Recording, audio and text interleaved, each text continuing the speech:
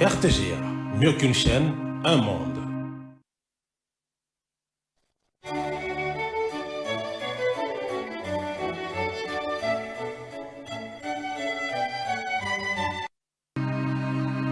RTGA, mieux qu'une chaîne, un monde.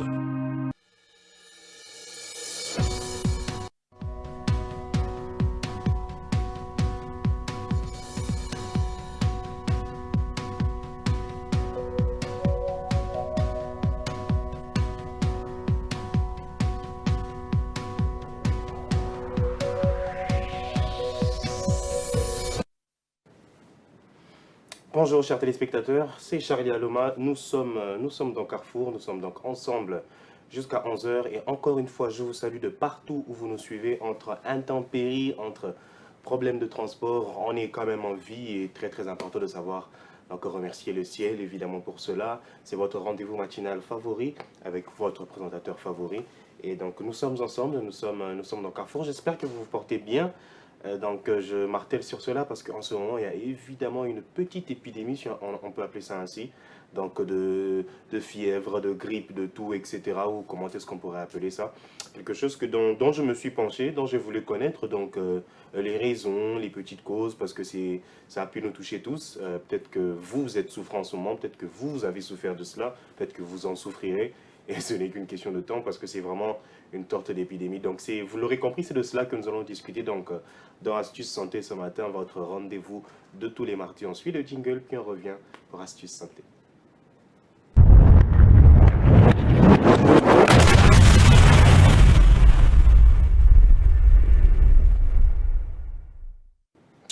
Astuces Santé. Alors, très sincèrement, je vous avais préparé autre chose.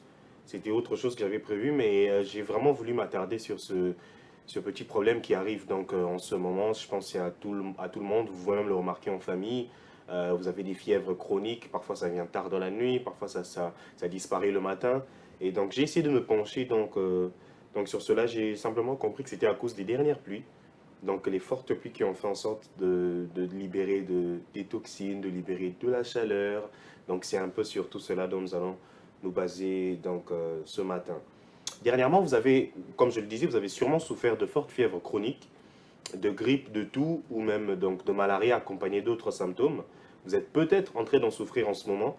Et donc, comme je le disais, j'ai mené ma petite enquête, j'ai épinglé quelques points pour nous mettre un peu la puce à l'oreille. Alors, les arbres, donc pour commencer, restituent une part importante des précipitations à l'atmosphère par un processus appelé transpiration. Ainsi, la déforestation diminue la quantité d'eau qui circule dans la biosphère et l'atmosphère, tandis que la réforestation augmente la quantité d'eau qui circule dans l'atmosphère. Alors, le régime de température et des précipitations sont utilisés par certaines espèces comme signaux environnementaux pour signaler la transition entre les différentes étapes de leur cycle de vie. Donc, en français, vous pouvez donc le voir à travers les arbres. Plus il y en a, plus il pleut, et donc plus ça libère pas mal de toxines. La répartition de la concentration des polluants, donc voire même des particules de suspension en l'air, qui influent sur la qualité de l'air, les détritus que nous voyons parfois par terre, que nous voyons parfois dans certains coins de la ville. Donc plus c'est dense, plus il y a de la quantité de la saleté et plus ça se propage dans l'air et évidemment ça influence aussi notre qualité à respirer. La précipitation peut donc éliminer ou dissoudre les particules présentes dans l'atmosphère, les déchets qu'on retrouve partout, l'eau stagnante, les latrines de fortune, ou voire même les faits que les nappes phréatines est très haute dans certains quartiers, rendent la situation particulièrement risquée. Donc vous le verrez même dans les images qui passent, plus les eaux sont en abondance, plus c'est très dangereux. Cependant, il est important de préciser quelque chose, que la pluie en elle-même ne rend pas forcément malade. Ce n'est pas la pluie qui rend malade. Si vous vous retrouvez sous une averse en plein champ, vous ne tomberez pas malade juste à cause de l'eau qui tombe, non. Ce qui cause des symptômes comme un mal de gorge, le nez qui coule, des courbatures ou de la fièvre, c'est l'exposition à un virus ou à une bactérie.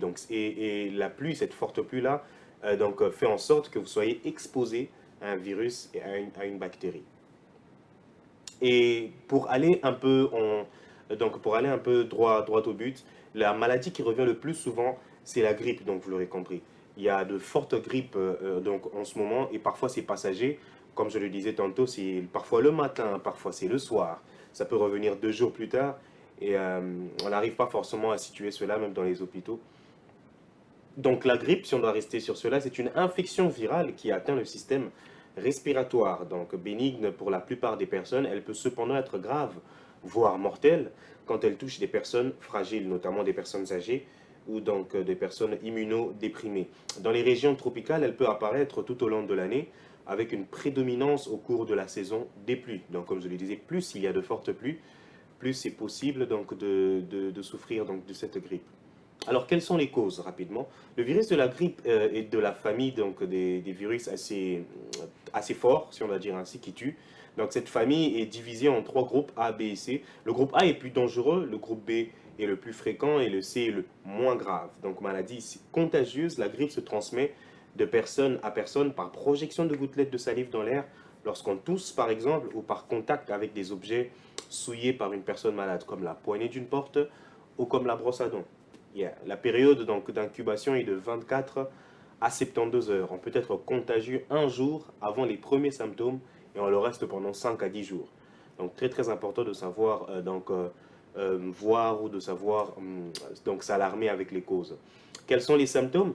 Les symptômes les plus fréquents de la grippe sont des fatigues intenses, une sensation de malaise, des fortes fièvres, parfois même allant supérieure à 39, donc des frissons, des courbatures, des maux de tête, des toux, et donc le nez qui coule, vous l'aurez compris, c'est vraiment tous ces symptômes que nous ressentons ou que plusieurs Quinois ressentent en ce moment. On peut parfois constater des sueurs nocturnes, ça c'est vraiment ça, des troubles digestifs, une perte d'appétit ou des douleurs articulaires.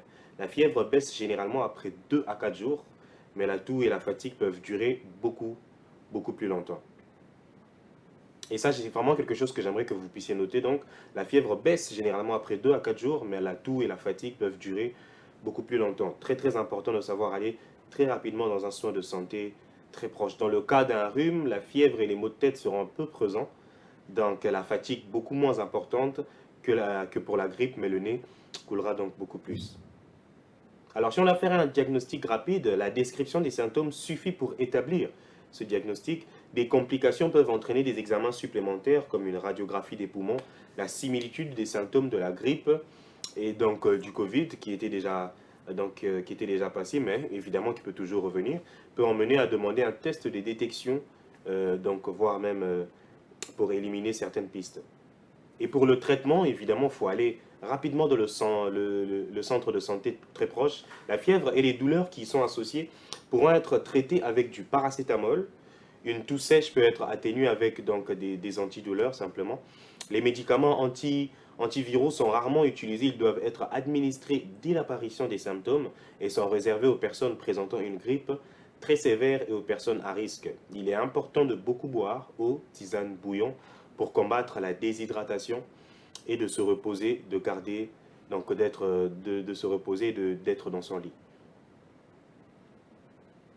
Alors, comme je le disais, le paracétamol, mais aussi les chlorhydrates ou donc certains autres médicaments qui peuvent être vous être donnés par votre médecin, il est indiqué chez l'adulte et chez l'adolescent à partir de 15 ans et à un poids corporel de 50 kg dans les traitements symptomatiques des états grippaux, qu'il est vraiment très très important de savoir prendre soin de tout ça avant que ça atteigne d'autres proportions.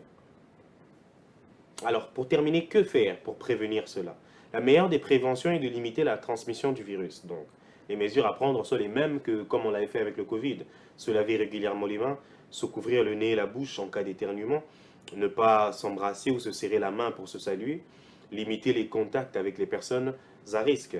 Il existe évidemment beaucoup de médicaments, beaucoup de vaccins contre la grippe, qui est à renouveler tous les ans car les virus de la grippe se modifient chaque année. Donc il est particulièrement recommandé pour les personnes âgées et les personnes fragiles de savoir donc se protéger, les amis. C'était tout pour Astuce Santé ce matin.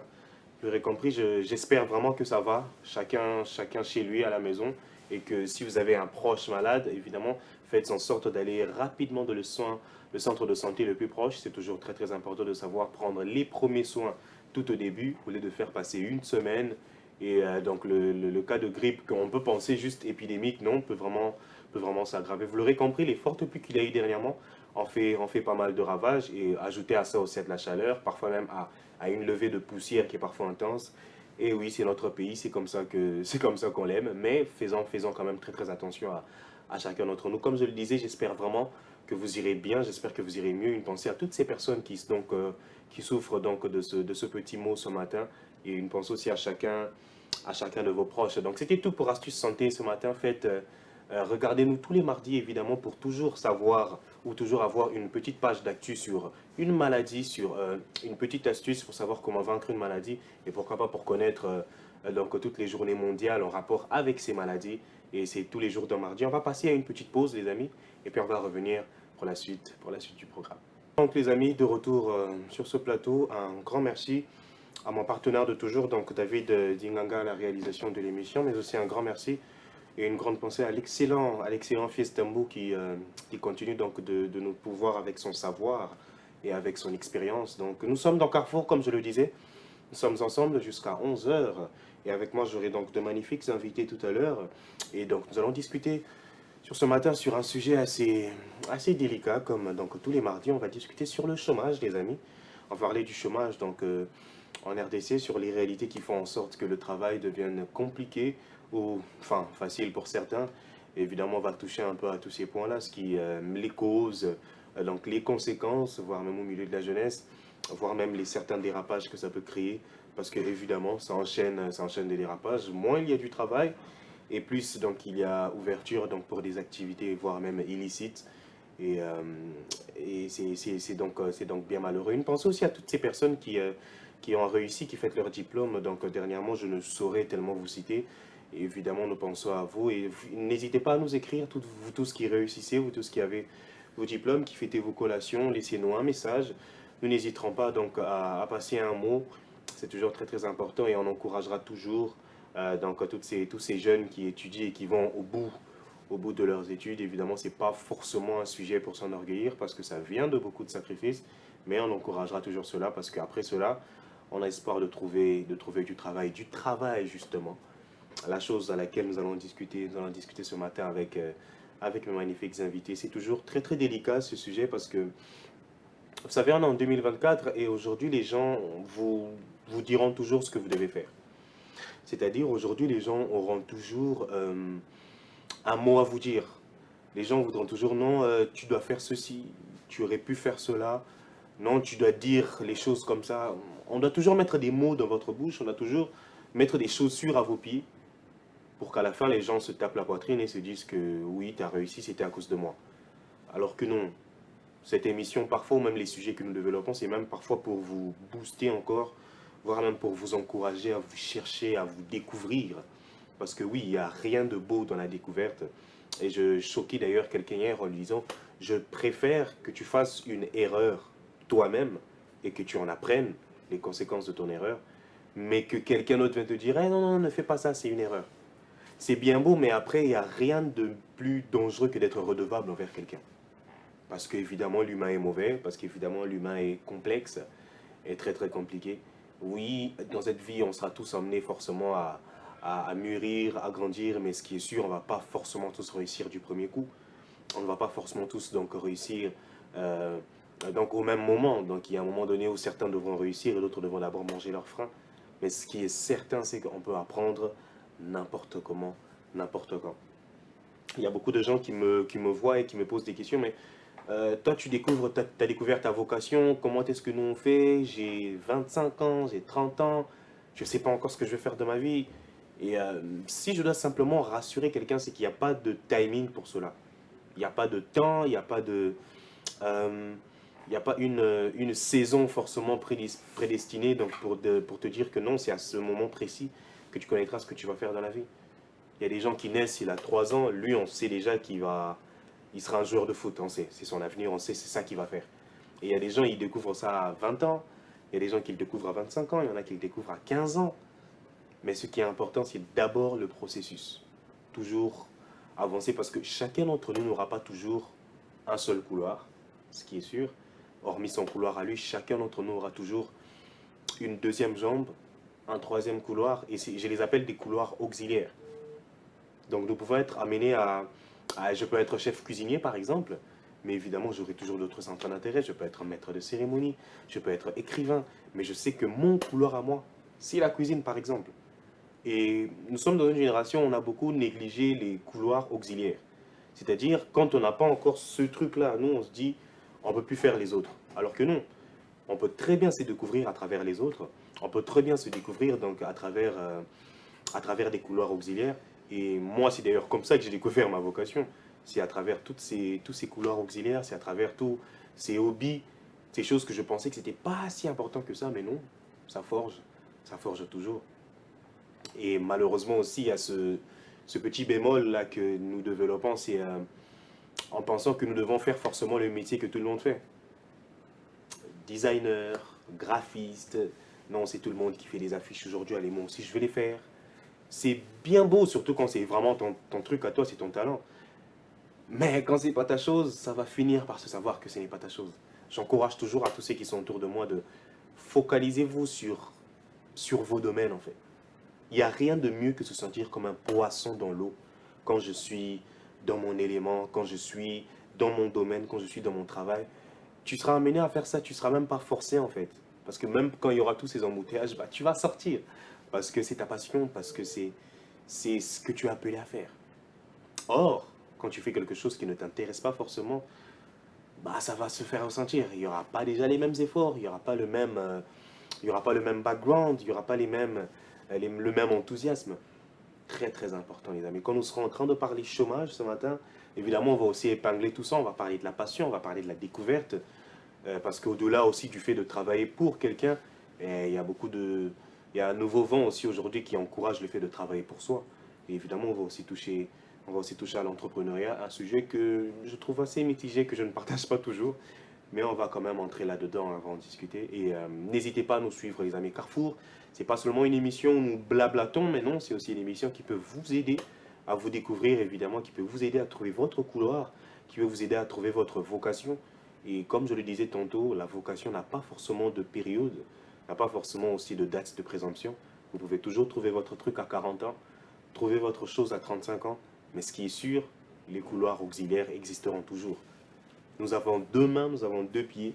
Je pense que c'est quand même suffisant pour que nous puissions faire au moins quelque chose. C'était un peu ça, les amis, je voulais nous mettre au bain, je voulais nous mettre au parfum par rapport à notre sujet. On va encore prendre une toute petite pause avant de revenir et donc de vous représenter mes invités et d'entrer dans le vif du sujet, les amis. On se retrouve juste après. De retour, les amis, de retour sur ce plateau après cette brève page publicitaire. Et évidemment, je vous avais promis de magnifiques invités. Oui, ils sont déjà avec nous. Et on va évidemment commencer. Mais avant tout, Banda, évidemment, il y a notre numéro juste en dessous. N'hésitez pas à nous écrire, n'hésitez pas à nous envoyer des messages. Si vous êtes d'accord avec ce qu'un invité dit, ou soit vous en avez qui sont moins locaux. Vous en avez tout, n'a plus moi, donc, Lituna. Donc, nous sommes là pour répondre à tout cela. Comme je vous l'avais dit, nous allons discuter ce matin donc du chômage. On va parler du chômage en RDC, on va voir les causes, on va voir les conséquences, on va voir les solutions pour s'en sortir, mais aussi à toucher donc à quelques points auxiliaires qui ont lien avec le chômage. Et avec moi, deux magnifiques invités, comme je vous l'avais dit, et à ma droite, c'est sa première fois. Bonjour Dave. Bonjour Charlie. Comment ça va ce matin? Ça va très très bien Charlie. Alors Dave, juriste en formation, c'est une passion, on dirait, le droit. Ouais, le droit c'est une passion, c'est une amour profonde. Un amour profond, pardon. Bac plus 5 en plus. Bac plus 5 à l'université de Kinshasa. Yeah. En droit public international et relations internationales. Magnifique. J'ai aussi vu donc manager d'une agence événementielle. Une agence événementielle, Seven Agency. Nous couvrons vos événements et tout. Conférences de presse, fêtes d'anniversaire, mariage, concerts aussi. Pour nous avoir facilement, c'est Seven Agency RDC sur Instagram. Visitez notre page Insta. Et sous le haut patronage de Madame Grace Milambo, on couvre vos événements. Qu'on salue évidemment, Madame Grace. Merci. Madame Grace, bonjour. Et juste à ma gauche aussi, c'est sa première fois. Bonjour Daniel. Bonjour Charlie. Comment ça va ce matin? Je vais bien, merci. Acteur politique. Ouais. Beaucoup passionné par la politique du pays, mais aussi économiste en formation. Ouais. Magnifique. Et quand j'ai fait appel à toi pour parler de ce thème, sûrement tu t'es dit, en matière de politique, je vais bombarder en fait. Très très heureux de t'avoir donc avec nous. Je vais me tourner vers la dame, la seule aujourd'hui. Il y en a une autre qui arrive malheureusement, mais je vais me tourner vers toi. Bonjour Darel. Bonjour, Ça va, et toi-même? ça va, Première fois aussi. on est Alors, maîtresse de cérémonie, mais aussi écrivaine, mille et une casquettes. Et si je te laissais donc nous éblouir toi-même. ok. Alors, rebonjour tout le monde. Bonjour. Je suis Darelle Grace Kilonga, étudiante en droit, juriste en formation en tout cas. Je suis écrivain, auteur de L'essence d'une étoile, révéler sa lumière. Je suis également oratrice. Je donne des formations en prise de parole en public. Et puis voilà, on va se résumer à ça. On va se résumer à ça. Ce serait bien si tu l'avais aussi résumé. Alors, le chômage, les amis, le chômage en RDC, on va parler des causes. Évidemment, on va voir donc les solutions. J'ai fait un petit sondage et je me suis rendu compte qu'en RDC, le chômage reste essentiellement un phénomène urbain qui touche en majoritairement les jeunes. J'ai aussi fait un petit sondage et j'ai mélangé beaucoup de sondages et j'ai vu que de 15 à 24 ans, donc ça touchait la majorité des jeunes, donc en ce sens-là, et c'est parfois même les jeunes adultes. Et j'ai envie de poser une question, je pense que je vais commencer par toi Daniel. Et, d'accord, on voit à quel point le travail est aussi compliqué, mais tu penses que c'est la faute de qui forcément? De nous les jeunes ou des personnes qui décident? Bon, en fait, moi je pourrais dire la responsabilité est partagée Ok, entre le jeune, les dirigeants et les parents. ok, Pourquoi dans ce sens-là, je commence par l'État, parce qu'il revient à l'État de créer des emplois. mhm, Et l'État crée des emplois en facilitant le climat des affaires aux investisseurs. Et c'est sur base de ça, ce sont des investisseurs qui créent des emplois. Ça, c'était la responsabilité de l'État, compte tenu des instabilités politiques qu'a connu notre pays. ok, Et aussi, vous savez, les événements passés qui se sont passés à notre pays, de pillage. Il y a eu au moins des pillages. beaucoup. Alors, tout ceci, au moins, met un peu des doutes dans la tête des investisseurs. Vous voyez, lorsqu'un investisseur veut investir, il doit se rassurer que réellement, il va pouvoir récupérer son argent. Ok, Voyons moi ça. Maintenant, tout ceci crée au moins un climat favorable aux investisseurs. De la part aussi de parents communs, mhm, cette question du chômage n'a pas commencé aujourd'hui, c'est une question qui a commencé depuis longtemps. yeah. Alors les parents devaient penser mieux à orienter leurs enfants de le bas âge. Je prends un peu cet exemple personnellement pour nous. Nous, chez nous, nous tous, on a fait le sciences commerciales. Voyons moi ça. Pour notre papa, nous disait ceci. Je préfère que vous fassiez le sciences commerciales parce que, étant même, en ayant même ensemble le diplôme en sciences commerciales, tu peux te débrouiller. Voyons, moi, ça c'était la pensée de notre papa. Pourquoi? Pour lui, il savait déjà que nous sommes en un pays où les offres d'emploi sont moins rares. Donc il faut se préparer les jeunes, les enfants à se prendre en charge eux-mêmes. Voyons moi ça. Mais il y a plusieurs aussi parents qui ne le font pas. Voyons moi ça. La responsabilité de nous-mêmes jeunes, c'est quoi? Nous vivons dans un pays où nous-mêmes nous savons bien que l'emploi est rare. Mais que devons-nous faire? Nous ne devons pas étudier pour l'emploi, nous devons étudier pour créer des emplois. Maintenant, c'est quelque chose qui n'est pas au moins dans la tête de la majorité de la jeunesse. Voyons moi ça. Nous étudions. Après, on termine, on commence à chercher l'emploi. Pourtant, dès le départ, on a averti que les emplois sont rares. Donc, voyons moi ça. Donc, pour moi, je peux dire la responsabilité. Ce que tu dis à la fin, c'est très très important. Étudier pour pouvoir créer des emplois. Tu penses la même chose, Dave? Mais moi, je ne vais pas nager dans dans les mêmes airs que mon frère. Moi, je pense qu'il a raison de dire que les responsabilités sont partagées. Du côté de dirigeants et du côté des dirigés, parce que moi j'estime que les dirigeants font preuve d'incompétence, excusez-moi, je laisse mes mots, font preuve d'incompétence parce qu'ils n'arrivent pas à développer le pays. Parce que pour arriver à avoir un climat des affaires ou trouver du travail facilement, le pays doit être développé.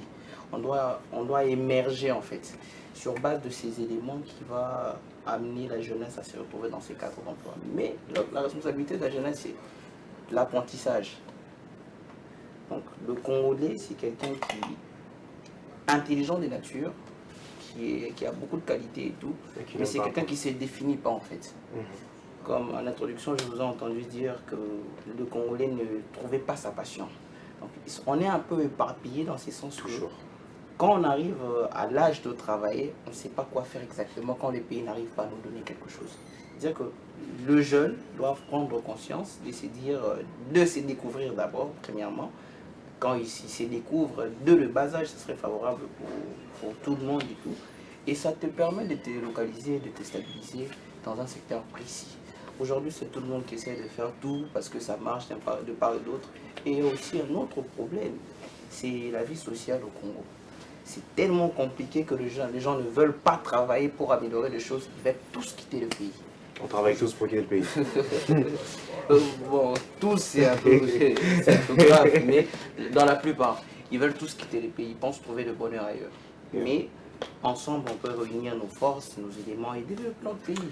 Ça va nous alléger ces problèmes d'emploi. Je t'assure. Par rapport à, dans la même lignée que ce que Dan est en train de dire, Grace, est-ce que tu penses que le mieux à faire, ce serait vraiment d'étudier, on est en tête déjà que donc j'étudie pour travailler pour moi-même, au lieu d'étudier pour travailler pour quelqu'un, parce que le travail aujourd'hui, c'est complexe. Bon, déjà, je dis qu'on sait tous que le travail, il a anobli l'homme. Et lorsque l'on veut travailler, c'est pour répondre aux besoins de notre société, déjà, premièrement. C'est se sentir utile, se montrer utile et régler des problèmes dans notre monde courant. Et du coup, dans tous les deux cas, travailler pour soi, travailler pour l'autre, tant que le travail il est noble, tant que l'objectif est de répondre à un besoin dans la société, c'est déjà bon. Parce que le problème ou le petit bémol avec nous les jeunes Congolais, si je peux le dire comme ça, c'est qu'on se lance dans la quête de devenir son propre patron sans forcément penser à être au pied d'une certaine personne, parce que lorsque tu travailles pour quelqu'un, tu acquiers en maturité, en expérience, en compétence. Ah, donc tu penserais qu'il faudrait d'abord travailler pour quelqu'un avant de devenir son patron? Je pense en tout cas que ce serait mieux, puisque lorsque tu te lances dans ce travail pour soi, toi-même, tu es un tout petit peu dans l'autodidactie, si je peux le dire. Bien sûr, je comprends parfaitement. Et tu ne te prépares pas, tu ne sais pas, tu ne maîtrises pas vraiment les ABC, et ce qui fait que tu peux vaciller, tu essaies de toucher là-bas et tout ça. Or, quand tu es au pied d'une personne, tu connais déjà certains prérequis, pour ne pas dire tous, mais qui te permettent en fait de hisser le voile et de bien démarrer. Dan, est-ce que tu penses vraiment pareil, qu'il faut d'abord travailler pour quelqu'un avant de gagner en expérience seule? En fait, je ne suis pas d'accord sur ce point-là. Nous parlons de l'emploi. Nous sommes face à une réalité. Dans notre pays, l'emploi est rare. Vous voyez ça? Nous sommes en train de réfléchir comment ne pas tomber dans ce piège-là, comme plusieurs jeunes, qui terminent des études, ils commencent à chercher de l'emploi. Pourtant, bien avant, ils étaient déjà avertis qu'il n'y a pas d'emploi. Voyons-moi ça. Voyons-moi ça. Alors, comment pallier à ça? C'est pourquoi je me dis, la première des choses, nous devons avoir comme réflexion dans notre tête, lorsqu'on étudie, on étudie pour créer de l'emploi. Cela ne sous-entend pas qu'on ne va pas travailler pour l'autre. Explique-moi comment tu étudies pour créer de l'emploi. Voilà. On étudie pour créer de l'emploi comment? Je suis jeune. Par exemple, moi, je fais le sciences commerciales. Dans le sciences commerciales, on nous apprend, nous sommes les créateurs d'emplois, pas les commandeurs d'emplois. Alors, comment créer ces emplois-là? Il faut entreprendre. Vous voyez ça, il faut entreprendre. Donc, être son propre patron. Être son propre patron. Lorsque j'entreprends, sur base de moi, je peux dire ma petite entreprise que je peux créer, je peux embaucher aussi d'autres personnes et résoudre ce problème-là du chômage. D'où, pour ne pas se lamenter plus tard, que je finis, l'État ne me donne pas d'emploi, vaut mieux réfléchir à cela bien avant, pour ne pas tomber dans ce piège-là. Enfin là où moi je me disais, d'où il faut étudier pour créer de l'emploi, pas étudier pour chercher de l'emploi. Mais par rapport à ce que Darrell dit ceci, c'est pas mauvais de créer des emplois, mais dans le sens où, tant que Yuzo Banaro crée emploi, mais t'as pas d'expérience. Parce que pour avoir un minimum d'expérience, tu penses pas qu'il faudrait d'abord travailler pour quelqu'un? Alors, vous me ramenez à cette question d'expérience. Ok. Pardon, il n'est pas permis de poser une question à un journaliste. Non, mais vas-y. Mais nous sommes les mêmes jeunes lorsque nous terminons. Pour nous engager, on nous demande l'expérience, nous plaignons où est-ce qu'on a acquis cette expérience-là. Alors c'est nous-mêmes encore jeunes qui cherchons à travailler pour quelqu'un d'autre pour acquérir l'expérience. Vous voyez en fait que c'est de la confusion dans tout cela. Yeah. Donc, l'expérience, je peux commencer par moi-même avec l'expérience, je peux dire, c'est qu'on m'a appris à l'école, c'est déjà la base. Ça peut m'aider à commencer quelque part. Mais cela n'est pas exclu d'apprendre chez quelqu'un d'autre. Pour apprendre chez quelqu'un d'autre, je ne suis pas tellement obligé de travailler pour la personne, mais je peux approcher la personne. Il peut me partager son expérience, et son expérience peut m'aider aussi à pouvoir comment m'investir, me stabiliser, aussi avancer. It's amazing. Avant que je passe à la nouvelle venue, s'il te plaît, tu voulais dire quelque chose? Oui, exactement. En suivant la réflexion de Dan, mon frère, Ok. c'est un couteau à double tranchant. Parce que si vous vous lancez dans un secteur où vous n'avez pas d'expérience, vous êtes voué à l'échec, excusez-moi de vous dire sèchement, il faudrait avoir une petite expérience. C'est-à-dire qu'on ne vise pas loin en travaillant sur quelque chose qu'on ne maîtrise pas. Vous voyez? Et en lisant votre pensée, je vous vois limité à un commerçant, excusez-moi. Exactement. Parce que je me dis, quelqu'un qui... Entreprendre. Qu'il finisse. Un peu de courtoisie, vous aurez votre temps. Quand je vois votre réflexion, vous vous limitez à un commerçant parce que il y a des gens qui travaillent pour des institutions, par exemple. Et si vous voulez travailler pour une institution de la République, vous allez amener votre propre expérience à vous, vous allez amener vos propres règles de jeu. Non, moi je dirais qu'il faut d'abord acquérir beaucoup d'expérience et se situer et se localiser. Si vous voulez devenir Steve Jobs, ce n'est pas un problème. Mais qu'est-ce que vous avez? Qu'est-ce que vous avez à apporter? Vous ne venez pas de chez vous avec une conception écrite et bombarder des mondes. C'est pourquoi on a des produits très mal dans le marché. En tout cas, ça c'est mon point de vue. Vas-y. Je vais rejoindre mon très cher confrère. Déjà, en suivant, vous avez martelé sur le fait que vous pouvez commencer de base avec ce que vous avez appris à l'école. Vous avez fait les sciences commerciales. C'est très normal que l'on vous ait appris les ABC du monde de l'emploi, si je peux le dire comme ça tout généralement. Mais pour nous qui avons fait les sections, entre guillemets, littéraires, on ne nous a, mais alors là, nullement parlé de toutes ces choses. Ce qui veut dire que je peux me réveiller aujourd'hui, me décider, voilà, je veux travailler. Mais je n'en sais rien, je ne sais pas comment fonctionnent les règles du marché, les besoins actuels, comment gérer, par où commencer. Je n'en sais strictement rien. Et je me dis, c'est vrai, c'est ce qui m'arrive. Alors, qu'est-ce que je fais? Je cherche à apprendre. Je me pose, je vais quelque part, je vais apprendre à avoir de l'expérience et me lancer dans quelque chose plus tard, selon ma motivation, selon ma passion, selon ce que je vois, etc. Ne vous limitez vraiment pas avec votre science commerciale, etc. Donc en fait, vous complétez en fait. Oui. Avant que je te revienne, please, qu'on donne la parole à celle qui est venue. Bonjour Sensich. Bonjour. 1 millier de retard. Je suppose que ce sont les embouteillages. Justement. Comment ça va ce matin? Oui, ça va bien. Alors, nous étions en train de discuter rapidement sur le chômage, comme tu le sais. On a vu en long et en large que les torts étaient partagés, entre que ce soit l'État, les parents, voire même les jeunes. Mais je vais te donner la parole aussi à toi-même. Par rapport à ces torts partagés, est-ce que tu dirais que la faute elle est plus à l'État? Tu dirais que la faute elle est plus aux jeunes? La faute elle est plus aux parents? Aux nos institutions scolaires? Qu'est-ce que tu dirais par rapport à ça? Déjà, je dirais que... Bon, je pourrais mettre le tout, puisque je commencerai d'abord par les parents. Déjà, avant d'arriver à l'école, comme vous avez dit, parce que les parents ont un devoir d'inculquer à leur enfant cette envie-là de se dire qu'un jour dans la vie, on sera obligé de se chercher. Yeah. Et quand je vais mettre l'État et tout, parce que notre pays est aussi en majeure partie la cause de ces grands chômages au fait, dans la jeunesse au fait. Yeah. Pourquoi? Parce que déjà, on se dit qu'on est né congolais et on est dans notre propre pays au fait. Comme chaque personne qui se dit que voilà, je vais me lever le matin, je vais aller étudier et un jour ou l'autre, je serai obligée de travailler. Et on se retrouve dans un pays où le travail est donné à certaines personnes sous prétexte que nombreux ne peuvent pas travailler comme les autres. Pourtant, je dirais que tout le monde a le droit de travailler. Il faut donner la chance à tout le monde de donner ce que la personne fait est en mesure de donner. Évidemment, on va aussi revenir sur ces discriminations parce qu'aujourd'hui, on sait que ce n'est pas tout le monde qui a le droit de travailler.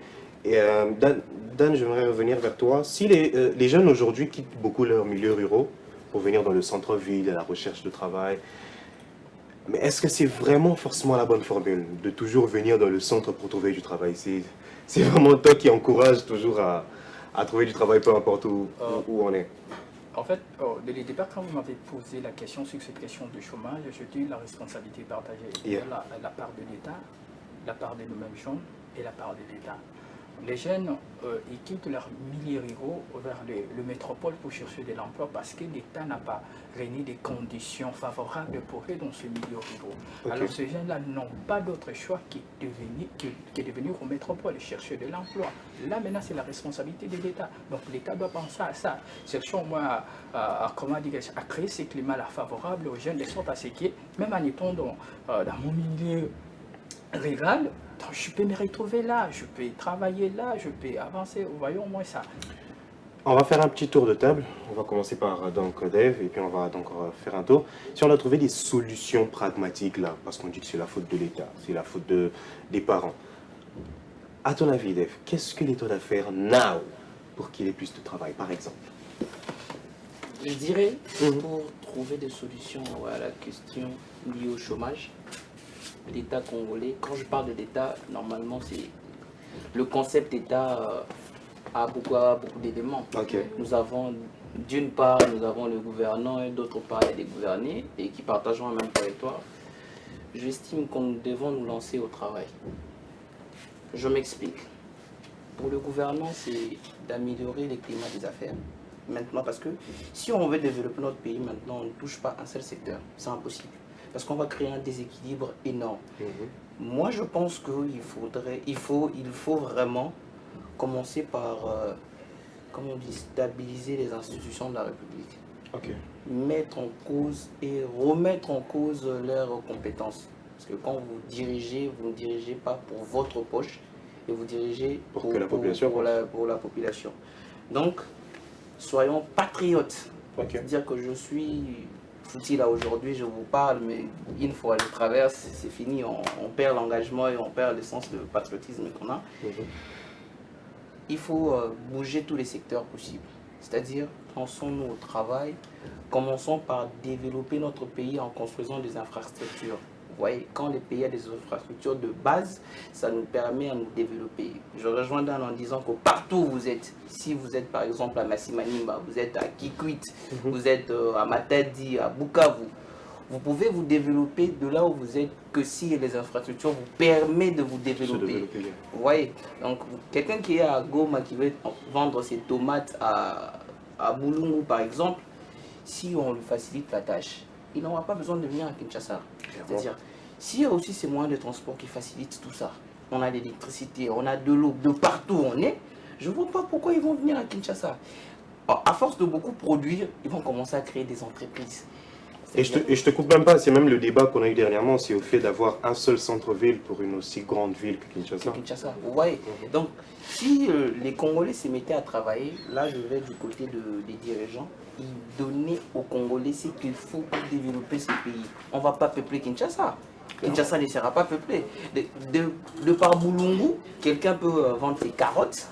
Et si il arrive à avoir son entreprise, vous êtes sûr qu'il va quitter son coin de la République pour inonder Kinshasa et laisser tous ses biens? Je ne crois pas. Donc, du côté des dirigeants, il faut développer le pays. Donc, nous donner des infrastructures de base et nous mettre dans un climat favorable.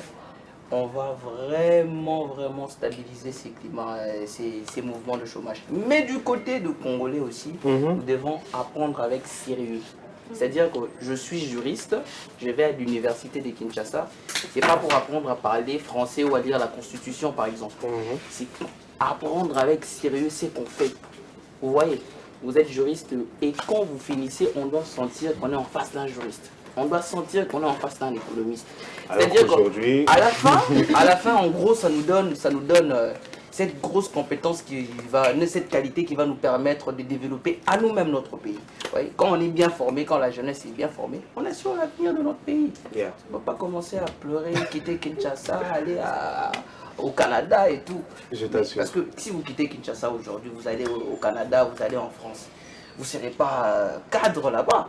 Vous allez travailler dans la main-d'œuvre. Donc, c'est qu'ils ont, on peut l'avoir ici. Yeah. Magnifique, Dave. Avant qu'on continue le tour de table, on va passer donc un peu au Flash Info avec la seule et l'unique. Bonjour Maggie. Bonjour. Comment ça va ce matin? Je vais bien, merci. Magnifique. On va passer au Flash Info, les amis, puis on va revenir pour notre magnifique tour de table. Bienvenue à tous à cette 10 info sur l'RTG, mesdames et messieurs. Dans l'actualité, 38 000 personnes victimes de la démolition de leur maison aux alentours de l'aéroport de Bipemba, dans la commune portant le même nom, dans la ville de Mbujimai, bénéficieront d'une assistance du gouvernement congolais.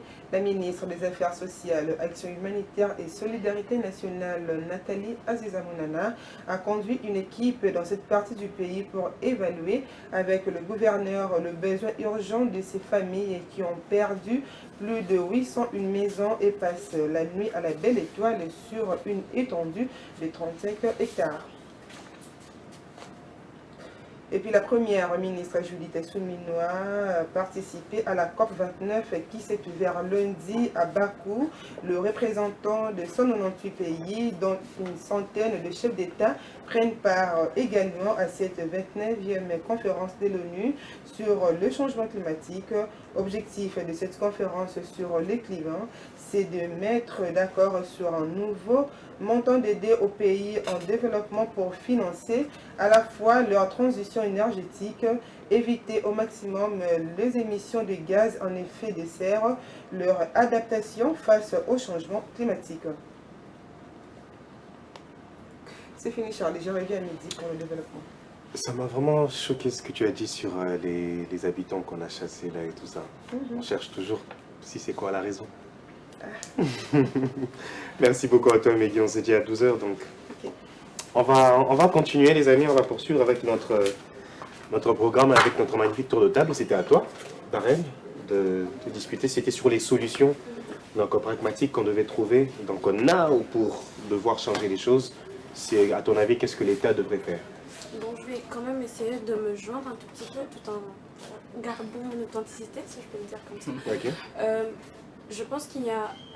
Excusez-moi si je me trompe, monsieur. Mais je pense qu'il n'y a pas de plan effectif. Les politiques publiques de notre pays n'ont pas de plan vraiment proprement défini, proprement décrit pour nous sortir de tout ça. En fait, l'émergence ou le développement de notre pays, en fait. Okay. Perso, je n'en ai pas vu, je n'en ai pas lu, je ne sais pas si je me trompe en tout cas. Et c'est un grand déficit parce que c'est toujours important, avant de penser à des solutions, de les mettre sur écrit, de savoir ce qui marche, ce qui passe, ce qui marche pas, ce qui passe, ce qui passe pas. Et ensuite, vous allez apporter des solutions adaptées évidemment à tous les secteurs, etc.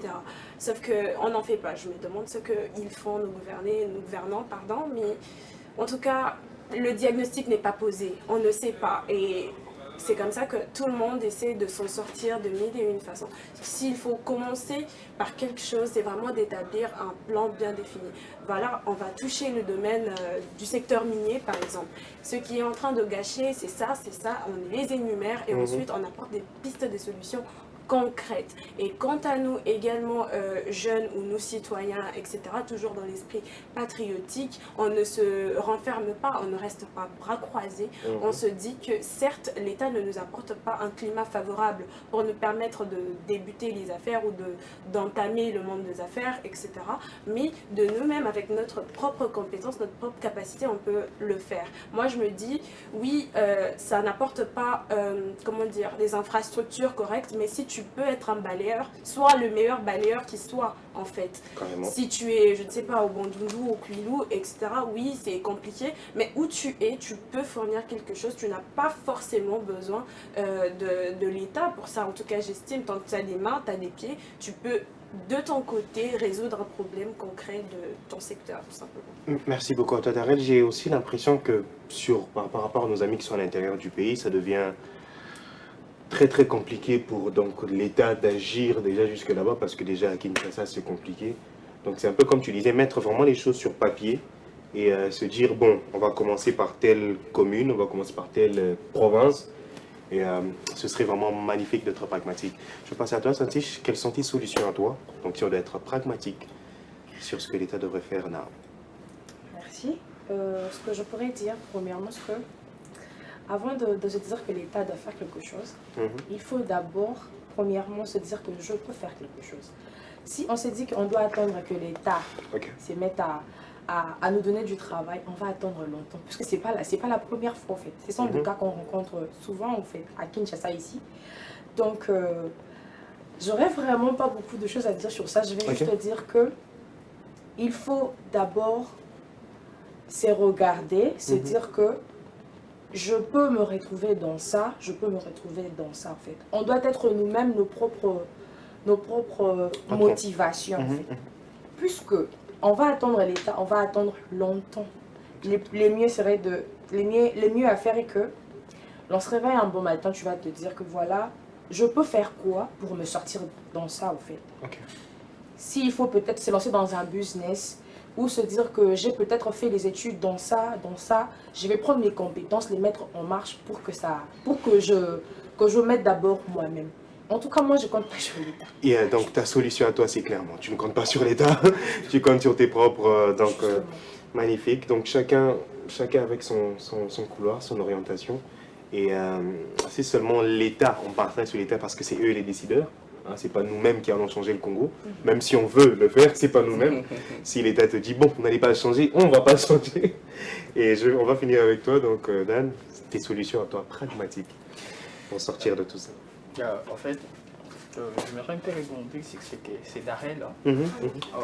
Elle a soulevé un cas là pour dire, jusqu'alors, elle ne sait pas s'il y a un plan bien élaboré par l'État pour nous sortir de cette situation.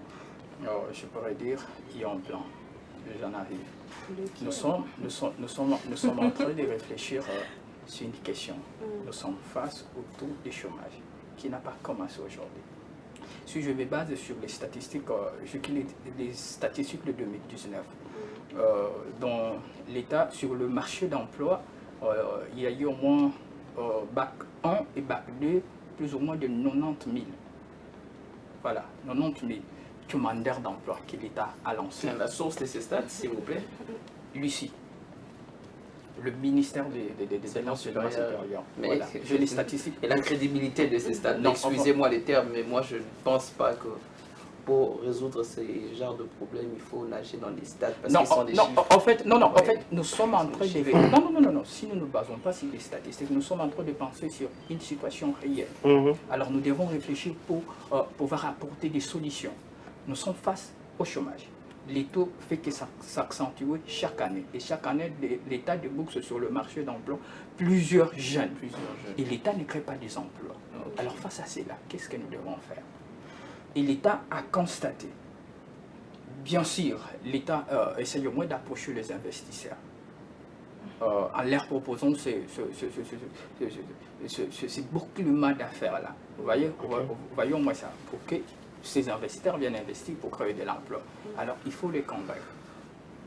Au-delà de ça, qu'est-ce que l'État fait? Il faut faire comme nos frères du Nigeria. C'est pourquoi l'État a créé le ministère. Il y a un ministère de l'entrepreneuriat. Il y a plusieurs agences que l'État a créées. Il y a le fonds de promotion de l'entrepreneuriat. Tout ça, ce sont des solutions que l'État a créées pour pouvoir aider la jeunesse.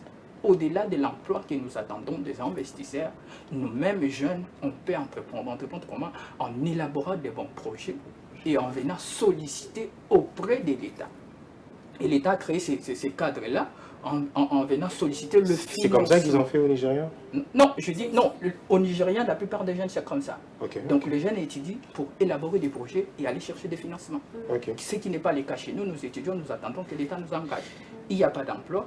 Pardon, permettez-moi de finir mon idée. Il n'y a pas d'emploi. L'État a réfléchi pour nous ces cadres-là qui va nous permettre de sortir au moins de cette situation-là. Alors malheureusement, la majorité des jeunes, on n'est pas informés. Pourquoi? Est-ce que la vulgarisation Oui, la vulgarisation a été faite. Malheureusement, nous tous, nous sommes sur les réseaux sociaux dans des histoires, je peux dire, inutiles. des histoires hitiques. Justement, on est On n'est pas distrait. dans ça, c'est parce qu'on est distrait. Mais au moment où nous sommes distraits, d'autres personnes, qui sont averties, et Avisé. Ok. Justement. ils avancent. En fait, Il y a eu, j'aimerais aussi il y a eu 100 millions là que le président de la République avait décroché auprès de la Banque mondiale, qui a été dirigé au fond des promotions de l'investissement. On est Il arrivé y a cette eu- fois-ci, je pense. Voilà. Pas du tout. Non, non, c'était pas des trucs. Il y a des jeunes qui ont bénéficié de Ah, ça. dernièrement, on avait fait Ils même en une ont tournée. bénéficié, mais il y en a Voilà. d'autres, ils n'ont Voilà. pas reçu Non, en à fait, leur demande. non, on dit ceci, il y a un problème, nous avançons sur une solution, que nous avançons petit à petit, année par année. Ce n'est pas pour dire que non, dès la première année ou deuxième année, tous les jeunes vont bénéficier de ce financement-là. Donc, c'est pourquoi, moi, ce que je m'aimerais interpeller à la jeunesse congolaise, c'est que non, il y a déjà un cadre que l'État a réfléchi pour nous. Alors, nous devons nous tous nous concentrer sur ça, élaborer des projets, essayer au moins de mettre la pression à l'État congolais, de sorte à ce que cette enveloppe-là soit multipliée, de sorte à ce que cela ne se limite pas à Kinshasa, Matadi, Goma et Lubumbashi, que cela aussi puisse arriver dans d'autres provinces. Là, au moins, Tu allais dire quelque chose? Ouais, j'aimerais aussi rattraper son idée pour dire que il a raison quand il dit que on est vraiment distrait. Parce que d'un côté aussi, soyons sérieux, soyons justes, en fait, on ne va pas accuser l'État aussi dans tout, puisque nous-mêmes, on est... enfin, qu'est-ce que je veux dire? Ça va venir, ça va venir. Nous-mêmes, en fait, on accuse l'État, mais nous-mêmes aussi, on est responsable de ce qui se passe aussi. Ok. Pourquoi? Parce qu'on est trop dans des choses qui nous avancent à rien du tout, en fait. On est là, il y a d'autres, il y a des jeunes, en fait. C'est comme toi, par exemple, tu es là, tu te lèves le matin, tu viens, et il y a d'autres, ils sont là, et tous les choses sont scotchés sur son téléphone, ils se disent, voilà, j'attends qu'on m'appelle, enfin, j'attends que l'État paie Sanga Moussala et tout. J'attends l'argent de pain le matin. Pourtant, tu peux te dire que non, je peux voir... qu'est-ce que je pourrais faire, en fait, pour rapporter aussi quelque chose? Parce que l'État, Azakaka, n'a faute PKKT. Bien sûr, mais par rapport aux études, si on doit revenir aux études, les amis, est-ce que, à votre avis, les études déterminent si tu dois devenir chômeur ou pas? Je peux, bien sûr. Parce que d'entrée de jeu, je vous ai dit que des études permettaient à se définir. Donc vous étudiez pourquoi? Moi je vois, excusez-moi Dan, je reviens encore avec tes propres phrases. Mon père a dit de faire les sciences commerciales. Est-ce que vous êtes apte à faire les sciences commerciales? Bien étudier aussi, c'est un secteur de développement. Ok. Vous voyez déjà.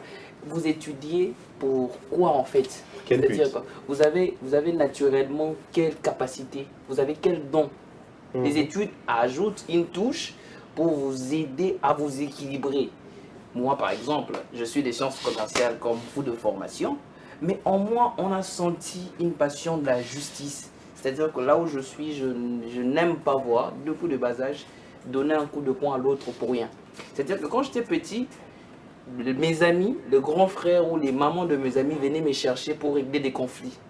Tu avais cette vertu-là. Ouais, allez voir Dave s'il vient et tout, ça va s'arranger.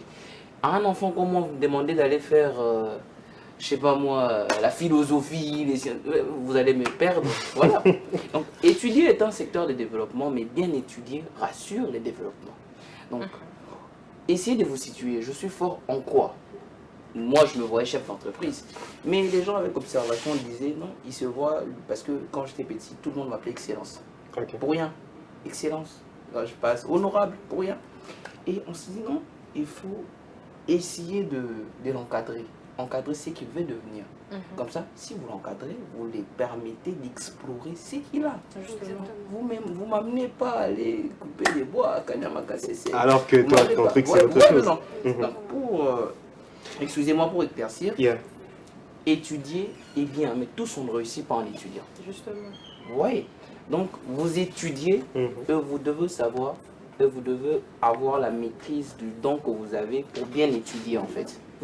Si vous avez un talent pour le football, vous avez un talent pour la musique, je ne vous vois pas en polytech. Vous allez faire quoi? Justement. Ouais. C'est C'est maintenant, ok, c'est grand désordre dans la jeunesse congolaise qui nous amène à ne pas nous retrouver. Le secteur éducationnel aussi, il faut... Ces secteurs doivent être encadrés par le parent dès le bas âge. Vous comprenez que moi, je serai le genre de papa qui vous laisse faire ce que vous voulez par rapport aux résultats que vous me donnez. Je vous vois fort en management, je vous envoie faire le management. Je vous vois fort en gestion de projet, pas aller faire la gestion de projet. Mais quand on étudie pour avoir des gros diplômes, on fait rien avec Juste pour en avoir. Yeah. Oui, parce que là, je suis juriste de formation, mais ça ne dit pas que tous on doit finir avocat. Ouais. Si j'ai quelque chose d'autre à donner, pourquoi me limiter, juste me caricaturer dans une toge et tout. Exactement. Mais il faut explorer aussi ce que vous avez. Ça, c'est un conseil en tout cas, chers jeunes. Donc ne vous limitez pas à votre formation et tout. Allez au-delà de vous. Toujours. Donc, si vous estimez servir le pays parce que servir le pays dans tel ou tel secteur, allez-y. Parce que beaucoup de jeunes pensent que les gens qui dirigent ces pays viennent d'ailleurs, de notre planète. Nous sommes le prochain dirigeant de ces pays. Excusez-moi en tout cas, parce que moi j'ai réfléchi toujours de cette manière. Un mandat du président de la République à 5 ans. C'est-à-dire nous avons 500 députés. Nous avons une cinquantaine de ministres, nous avons une centaine de DG, nous avons tout, nous avons tout. Vous allez me dire que 10, 15, vous n'allez toujours pas vous retrouver quelque part. Il faut être prêt. Parce que la réussite est la rencontre entre la préparation personnelle et les opportunités. Quand vous êtes prêt personnellement, ça va aller. Magnifique. Avant que je te revienne, please. Avant que je revienne à Darel, Santi, j'avais aussi une question par rapport aux discriminations dont on a parlé donc, un peu tantôt. Est-ce qu'aujourd'hui, en tant que femme, si on doit dire, c'est compliqué de trouver du travail ou de travailler? Très compliqué. Ok. C'est très compliqué. Déjà que, en tant que femme, déjà à Kinshasa ici, quand tu te présentes dans un bureau et tout, où tu pars peut-être déposer ton CV, ce sont des cas qui me sont vraiment arrivés en tout cas. Ok. On te regarde, on te dit, la personne auprès de qui tu allais déposer ton CV te dit, voilà, tu vas laisser ça et tout, on va se voir. En fait, il ne prend pas la peine de comprendre pourquoi je suis là. Lui, il se dit que voilà, je me suis vraiment tapé une très bonne viande. Donc, en fait, le plus je me demande ce genre de personne vous lui placez là, en fait. Pour que nous, en retour, nous fassions quoi. Évidemment. Et aussi, c'est vraiment regrettable parce qu'aujourd'hui, on se dit que la femme n'a rien à apporter. À part, je me permets quand même, à part son corps. Elle n'a rien de la tête, au fait. Où on dit que voilà, après et puis, pourtant, c'est vraiment. En fait, je sais pas. Insultant. Dénigrant. Vas-y, Darel. Discriminant. Après, moi, je pense que, en tout cas, la compétence fait taire les notions de genre, d'âge, etc. Très sincèrement, ça peut être difficile, ça peut être compliqué. Rien n'est facile ici sur Terre. Tant que tu es compétent, tu sais ce que tu vaux, tu sais ce que tu as apporté. En tout cas, j'estime que oui, même si 10 000 portes sont fermées, il y en aura une qui sera ouverte pour toi. Je me dis, on peut se lancer dans tout et n'importe quoi. Bien sûr, de noble, je tiens à préciser. De noble, en tout cas. Peu importe que tu sois femme, que tu sois homme, ça n'a rien à voir avec cette question de genre, comme quoi les portes sont fermées, c'est difficile. C'est vrai qu'il y a quand même certains pervers qui existent, on ne va pas les nier. Mais tant que une bonne majorité en ce moment. Oui, c'est vrai. Mais tant que tu as quelque chose à apporter, même ce pervers peut déceler en toi qu'il y a quelque chose. Et que pour ce poste-là, pour ce travail-là, on a besoin de quelqu'un comme elle. Et toi, tu viens, tu t'imposes et tu casses tout. Moi, je raisonne vraiment dans ce sens-là. Je suis une femme, je me lance dans plusieurs choses, dans plusieurs domaines où il y a également énormément d'hommes, mais j'essaie d'apporter ma valeur ajoutée, de venir, de me dire, voilà, il y a une Darel ici. Et les gens, ils arrivent à remarquer, à déceler la lumière qui est en Darel. Parce qu'il y a quelque chose.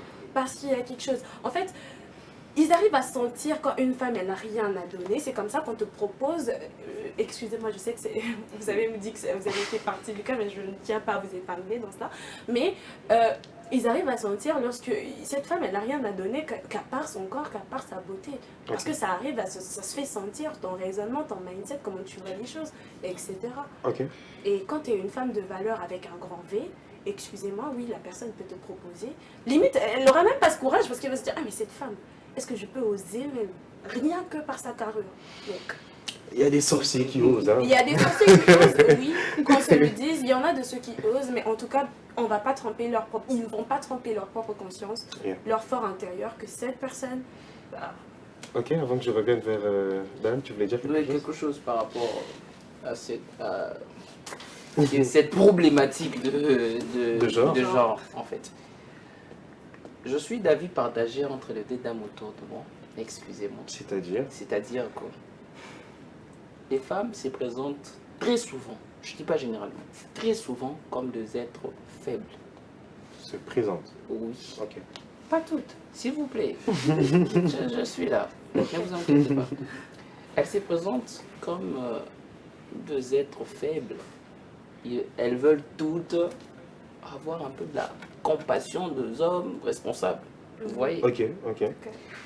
Moi, je respecte une femme qui vient vers moi, mais pas directement en me disant ce qu'elle veut. Dans le cadre professionnel? Oui. Partout, dans la vie. Ok. Tu vois? Je respecte beaucoup cette femme qui vient me dire ouais, Dave, faut-il là et tout. Moi, je pense ça, je veux ça. Et puis, généralement, ce genre de femme, je facilite la tâche parce que je me dis qu'elle n'a pas ce que les autres. Elle a ce que les autres n'ont pas. Ok. Vous voyez?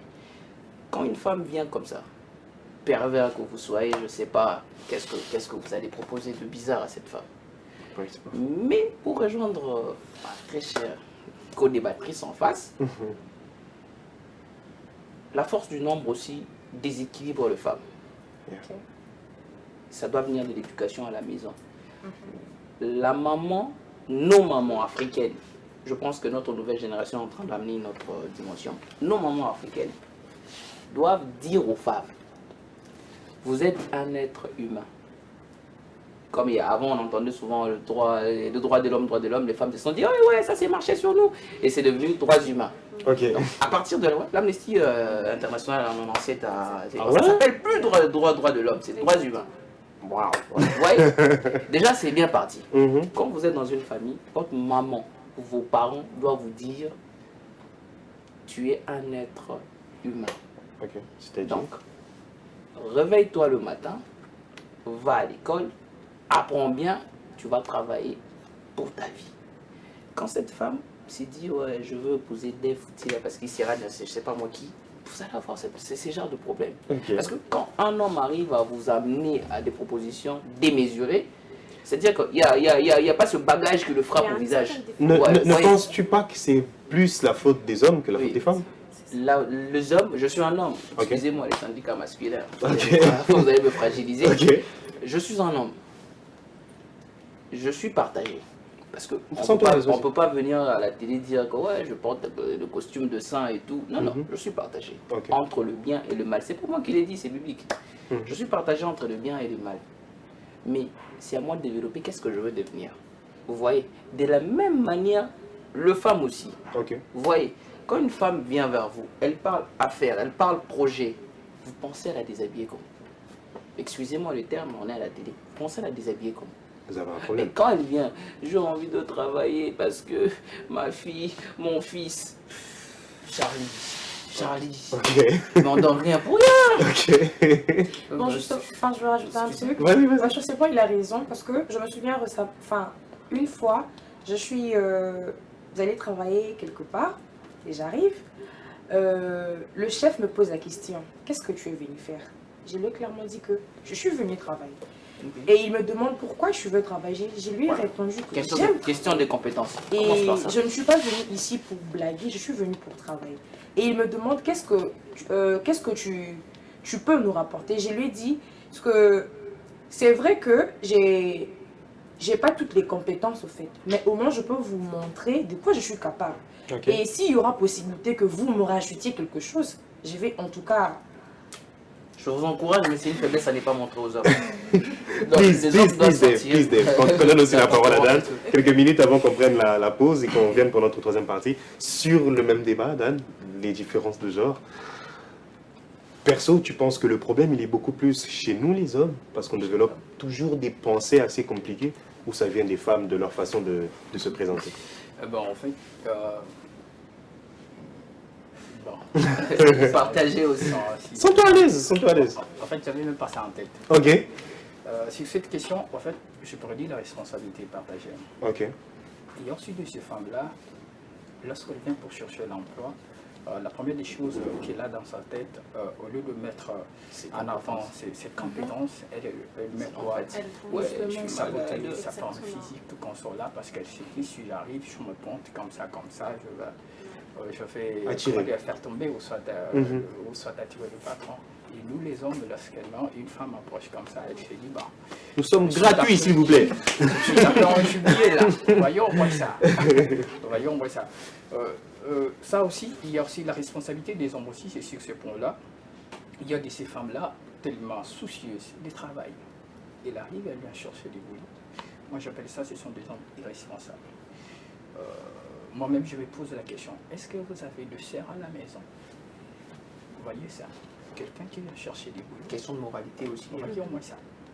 Pour lui donner ces boulots-là, il faut lui proposer peut-être de faire du n'importe quoi.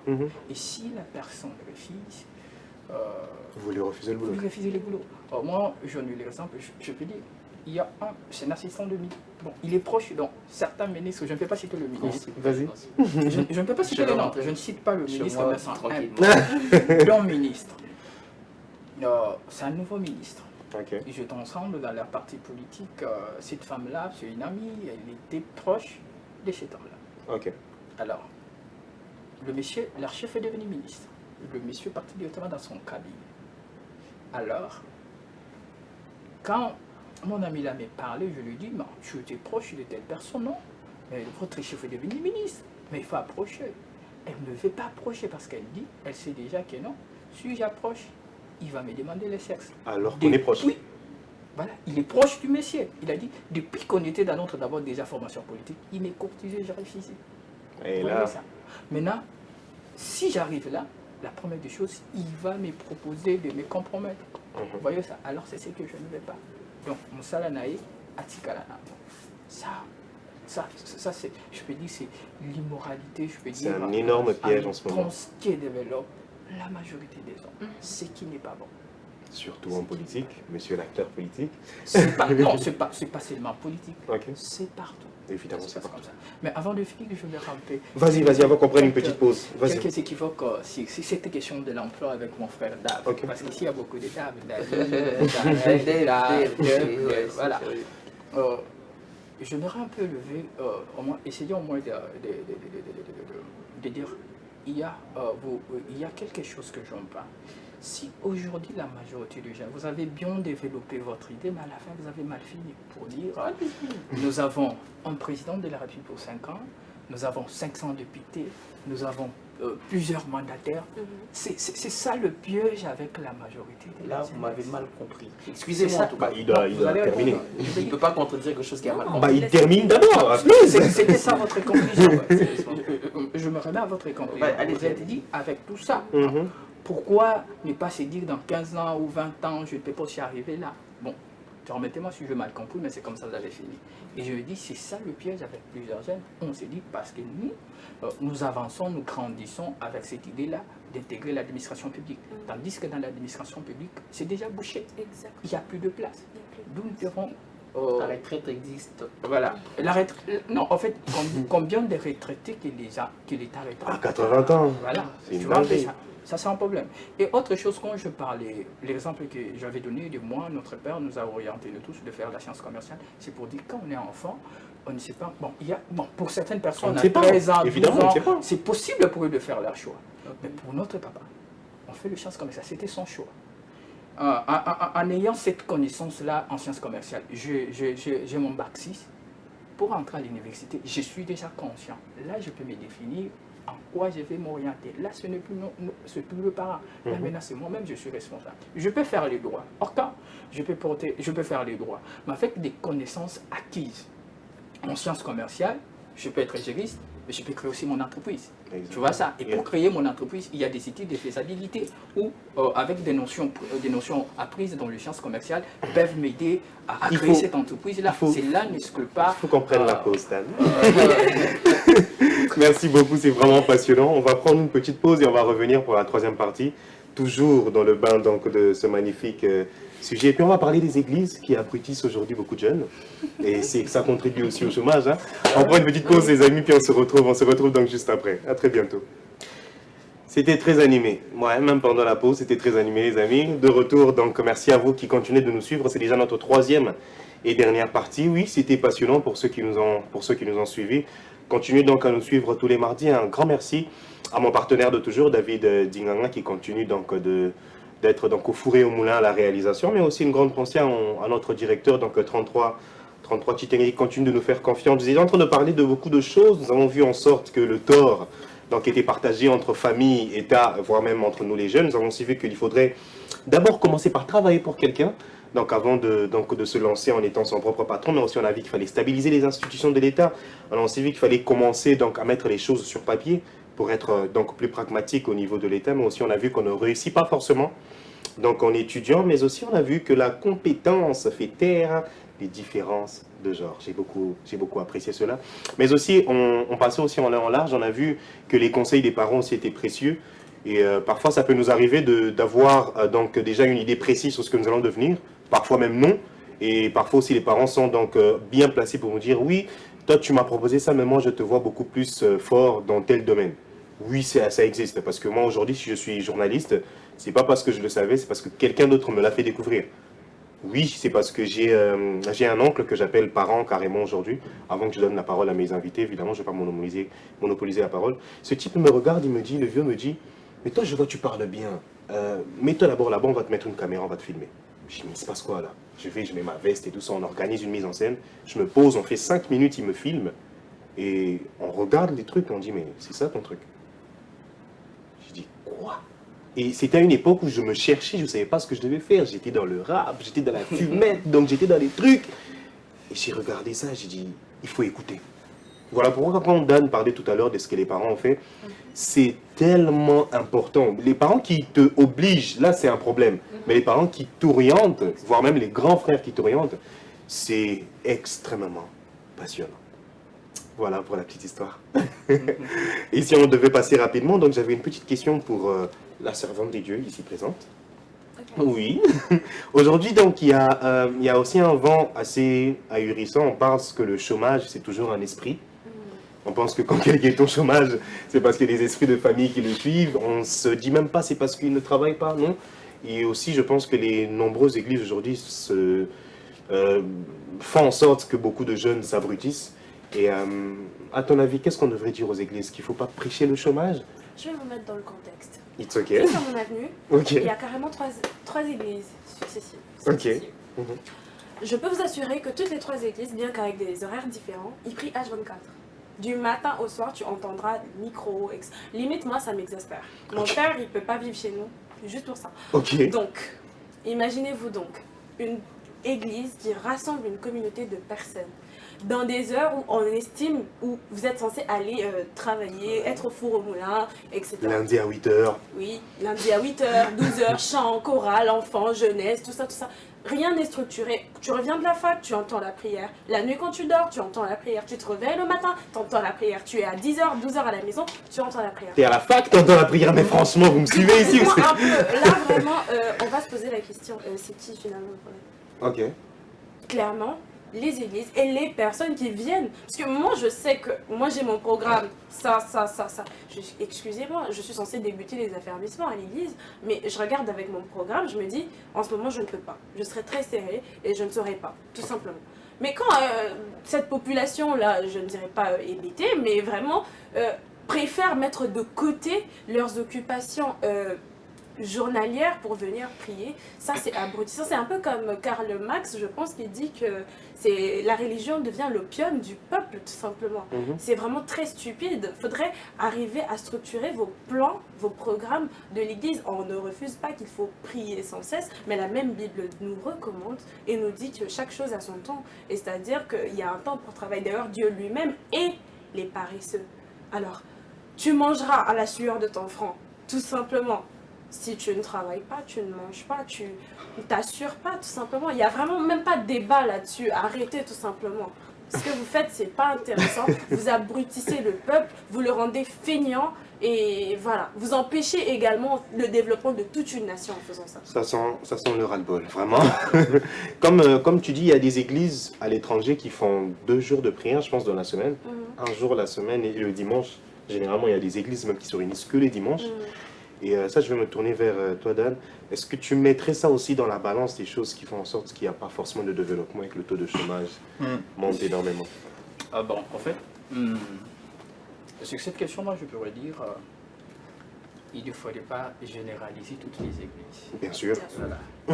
Il y a certaines églises comme Darrell le venu de l'Israël. Donc, on prie chaque 24 heures sur 24 heures. Vous allez travailler quand? Il y a de ces églises-là, je vais donner cet exemple-là, parce que moi, je vois des exemples. Tu peux monter le son, please? Je me souviens, Bunda 21, Philadelphie, Bunda 21 2019.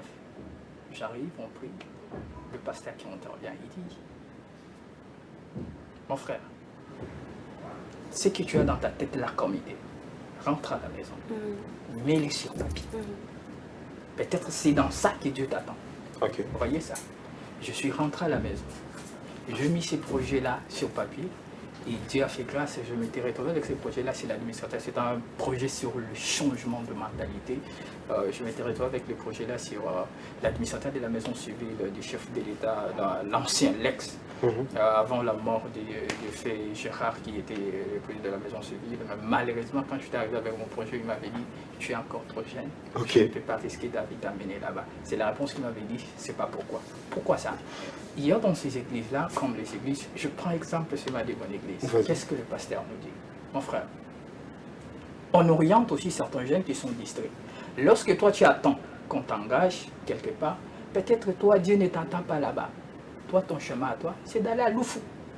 Tu peux devenir un grand commerçant, un grand entrepreneur, mais tu passes ton temps avec des CV dans des bureaux, j'ai l'honneur, j'ai l'honneur. Lorsque tu maîtrises ta vision, tu sauras orienter ta vie. Il y a de ces églises-là, je peux dire, on nous oriente au moins. Donc on essaie au moins de dire à chaque jeune de se situer. Vous voyez au moins ça. Mais il y a de ces églises, ça c'est pas... Bon, je ne peux pas critiquer. C'est le cadet de leurs soucis. Et là, je pense aussi dans les ateliers, même dans les ateliers jeunes, on discutait de ça déjà mardi passé parce qu'on a aussi touché la sexualité.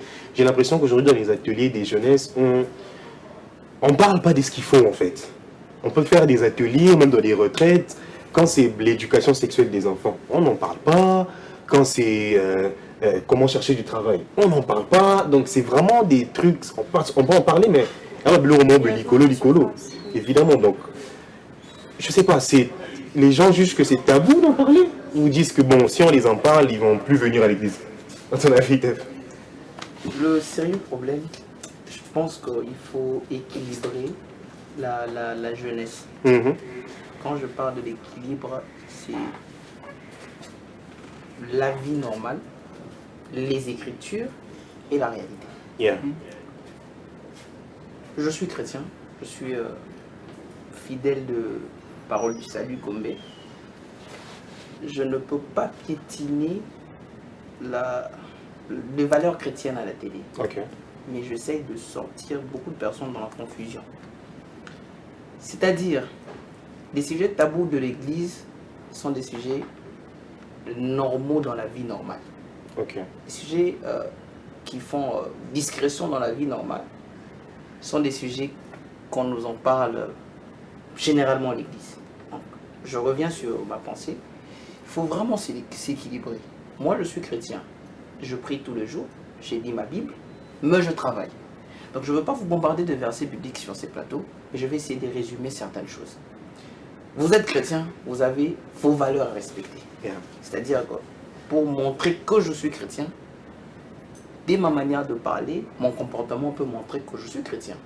Je ne veux pas venir sur ces plateaux, Jesus, tout ça. Fire.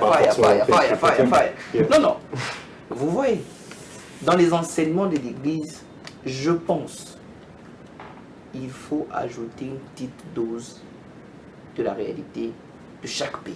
Exactement. Parce que vous nous demandez de faire 40 jours au désert. Excusez-moi, Israël a fait ça pour se déplacer. Le Congo a besoin d'une autre thérapie. On a déjà un problème pour se déplacer. Donc, en étant chrétien dans un pays comme le nôtre, il faudrait vous-même vous équilibrer. C'est-à-dire, je me rends à l'église, j'ai enseignement, louange, adoration, je comprends la Bible.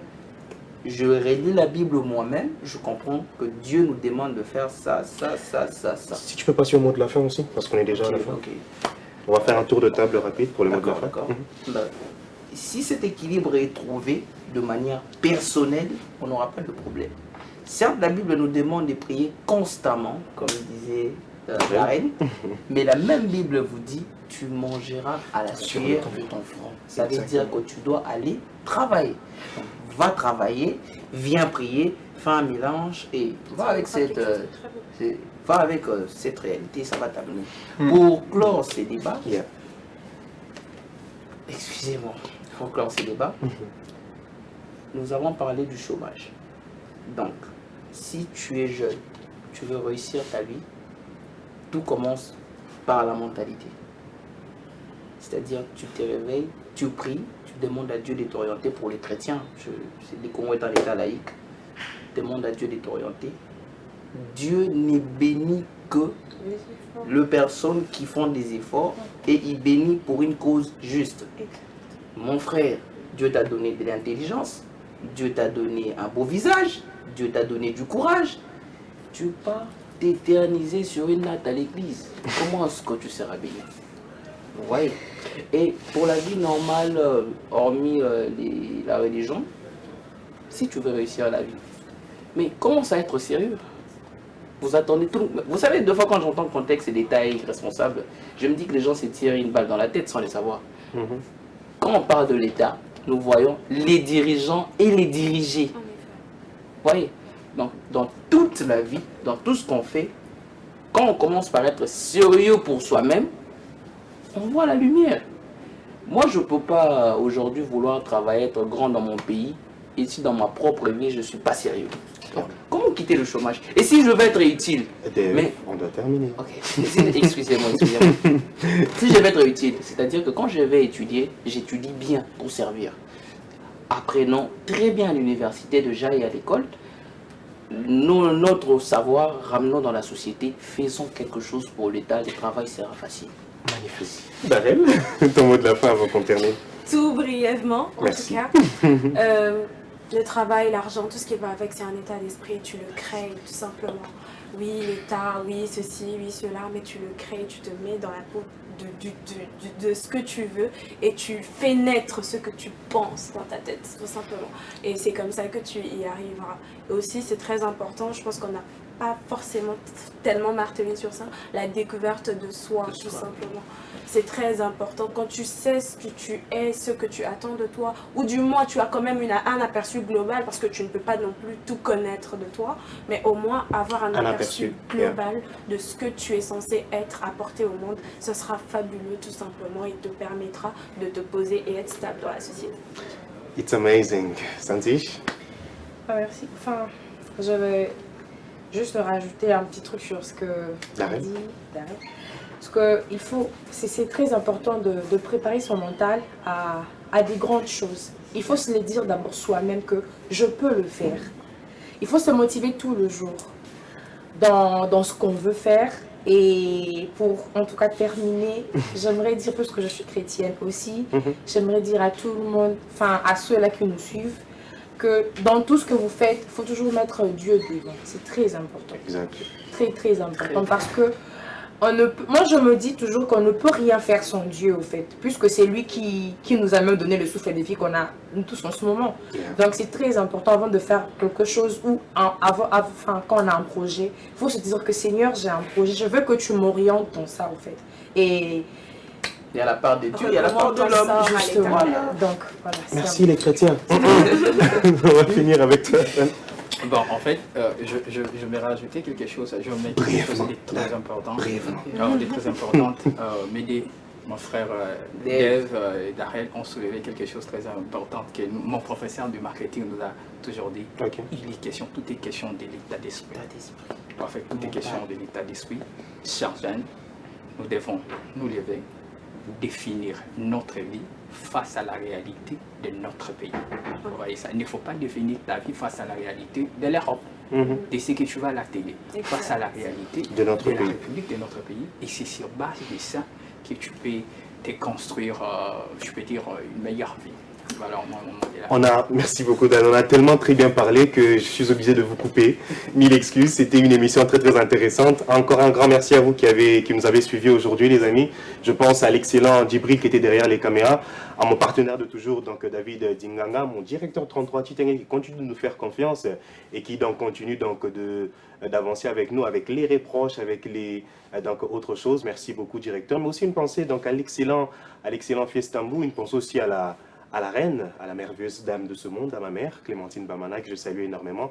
Un grand merci aussi donc, à Michael qui était à la régie. Je pense aussi à donc, Audrey Koussamadiata qui souhaite un joyeux anniversaire à son papa Willy, donc Willy Madiata, et aussi à vous tous qui fêtez vos anniversaires. N'hésitez pas à nous envoyer donc, vos mots, n'hésitez pas donc, à nous envoyer aussi donc, vos messages. Carrefour, ce n'est pas seulement nous. Carrefour, c'est aussi vous. On se retrouve évidemment mardi prochain et n'oubliez jamais les amis, l'avenir. C'est aujourd'hui, bien sûr. RTGA, mieux qu'une chaîne, un monde. RTGA, mieux qu'une chaîne, un monde.